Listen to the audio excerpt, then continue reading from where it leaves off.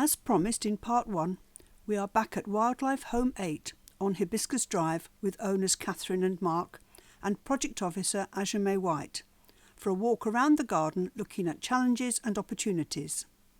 What's the definition of our area? I know you had like Mesic forest and rainforest. We're definitely not rainforest. No. What do we count as then? Dry coastal. Yeah. Okay.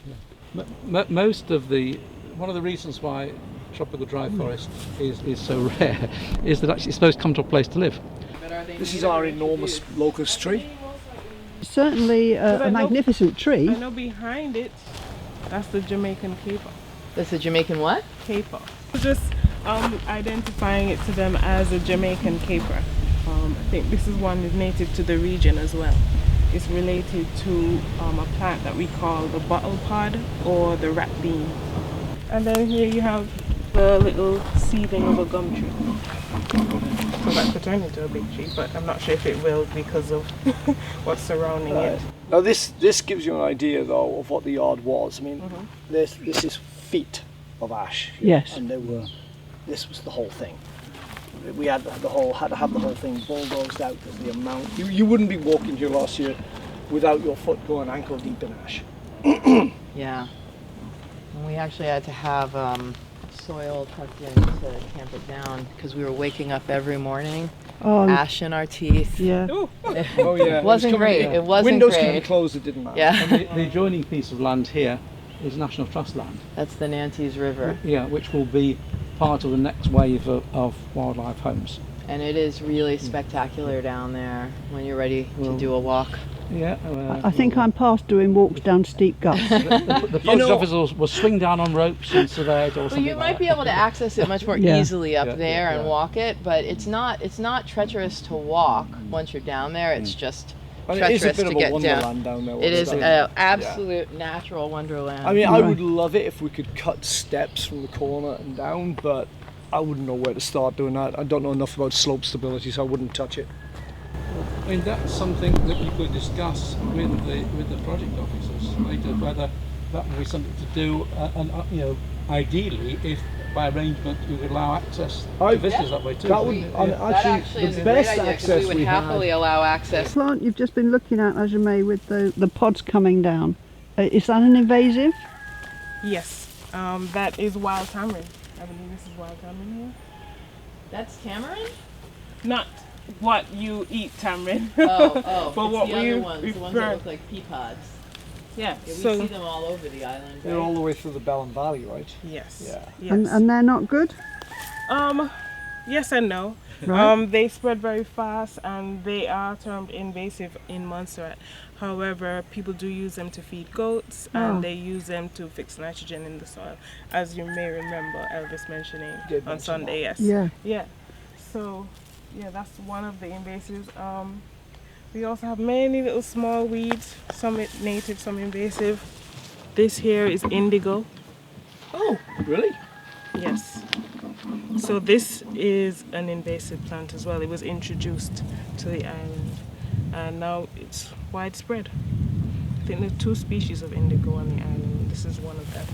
It was introduced to produce dye. Yes. This is the 19th century, we'd be rich. So it needs to be controlled or Yes, eliminated? it needs to be controlled. I don't think there's much of a purpose of it that people use it for now on the island, but it definitely needs to be controlled because it spreads very fast. You can see more patches going around. And this weed here, very common on Montserrat, called the Tridax daisy. This one is native and it attracts many butterflies, especially the sulfurs. So that's a good one. Yes. So millipede. Millipede. I'm not sure what species this is. Oh. Got a new one. So is that being recorded for iNaturalist now, Ajame? Right, this is the guinea grass just in front of me with these long seeds on top of long stalks, is it? Yes. Yeah, and it's all over the back bit of this plot, yes? Yeah, it's all here at the back of the edge of the gut and all the way down there too, on the edge of the gut. And really it would be better if that was replaced with another kind of grass, is that right, Ajame? Yes, more native. Our problem is that the whole lot next door is infested with it. Yep. So I don't know if we'll ever be free of it. So I guess it grows very quickly. Oh, it does. We left This in is- May, and none of these patches of this guinea grass existed back in May. Yeah. You see what I mean about the plot next door, though? Oh yes. All guinea grass, and then you've got that wild tamarind over there, and it doesn't belong to us. We cleared like a 3-meter swath between us and them, but how long that's going to stay cleared is anybody's guess, and probably not long, unless I get to work on it regularly. Yeah, that's certainly an ongoing challenge, isn't it? So, actually, just going back to the guinea grass, Yeah. presumably the implication of what you were saying is that once it's cleared, you need to have something to go in there straight away. Yeah. Yeah. Oh, that's a good point. Yeah. Thanks, Mike. What's a natural way of controlling that? Because we're going to actually start pulling that all out. What is a natural way to keep it under control or try to prevent it from growing back? Well, if you're keeping this area maintained, like if you're constantly cutting it, you wouldn't have to really worry about it popping back up and spreading seeds and so on. Okay. So, if you keep it as a lawn, you Okay. should be all right. Okay. Yeah. All right. Well, will the grass potentially, as it fills in, maybe sort of take over a little bit and Yes. prevent it from coming up? Okay, so that's a work in progress then.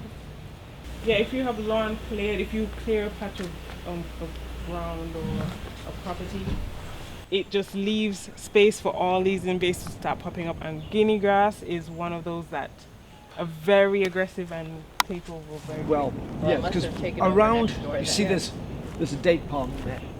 So this was an open area around the date palm, so we could fill that puddle of water to water it, and these things have completely taken over. Well, I this hardly see area. the date palm. Yeah.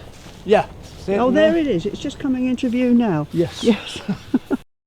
The fire ants are a real problem, aren't they? They are a horrendous problem. I mean, the only way to treat them, I guess, is with chemicals. You You were asking about the fire ants? Oh yeah, Yeah. well, we found some over there. I think that nest just got agitated right Oh, there. okay. Is that one too? Yeah. Yeah. Okay. There's one right here, Mark. Also. Keep in mind, it's possible that when you come back, it might not be there if it does get disturbed. Because sometimes when they get irritated or disturbed, they just move. Okay. Oh yes, there they are. Okay. So you need another stick to mark it. Yeah. Yeah. Right. Yeah. Just put the stick right there. It's fine. Because this whole area last year, 2 years ago when we first met, Yeah. I got eaten alive over Yeah. here. You should have seen my leg afterwards. I had Oh about my 35 God! I bites thought you up were the gonna have back. to go to the hospital. Yeah, so it was bad. horrendous. It was All right, absolutely awful, yeah. You keep it. There's a difference between the bait and the insecticide. Yeah. A lot of the baits, if they get wet, they get ruined and they don't work as well. Oh. Okay. So you're supposed to just so sometimes it's better to do that treatment in the dry season. Because which when it we're- rains, then it's kind of like, Yeah. what Yeah. happened? Yeah. Because that one, that's the one that they think is food, Okay. and they take it in and feed it to the queen, and then kill the queen, and then that's Yes. how the whole nest gets wiped out. Yes. Okay. The Well, one that we give at the department, that's the one you need to water in because Yes. it kills them on contact. Okay. So that one, you pour it on top of the nest, then water it in with a Okay. few gallons of water, and then it seeps right through, and then it kills them, and then you're good to go. Probably the next day Okay. you'll see grass back in the air as if nothing was there. So that one, the insecticide with the water, that one's okay in the wet season. Yes. Right, Okay. so That's very helpful to know. And then some of them you could do broadcast treatment, where you kind of just do a spread, like a even spread all over your garden, and then you should be safe for about 6 months. About 6 months, okay. So a 6-monthly regime So of... basically you do it when you start your season and end your season. Yeah. That's the one called the candelabra bush. So the candelabra bush is really good for bees. Is it bad for anything? Not that I know of. The pineapples? We realize the We did pineapples last may year, but be they came introduced, too but late. they are pineapples. So. Oh, yes, and I mean, we're not stopping anyone from growing their fruits and their... We food crops didn't even and- realize they were here. The yard was so overgrown, Yeah. and as we were clearing, the guy stopped short of clearing this entire area because these boulders were not here. We moved them in and stopped because he said there's pineapples on that. We can't touch that. So they actually have already borne some fruit. This is one of the plants in the Hidden Histories project, Ah, right. the leaf of life. I can't tell you off the top of my head what people use it for. But this is a native species. Yes. So the Hidden Histories is our parallel project, Okay. which is trying to get information based on sort of cultural knowledge to mix that with scientific knowledge, and it's also trying to effectively look at the environmental effects of empire and the things which are still hanging on, so that we can actually sort of behave better. Okay. Yeah, it's a brave initiative by two of the UK research councils to expose issues which are not always thought about. So pretty brave, actually. I mean, I love the mahogany trees. They're just superb.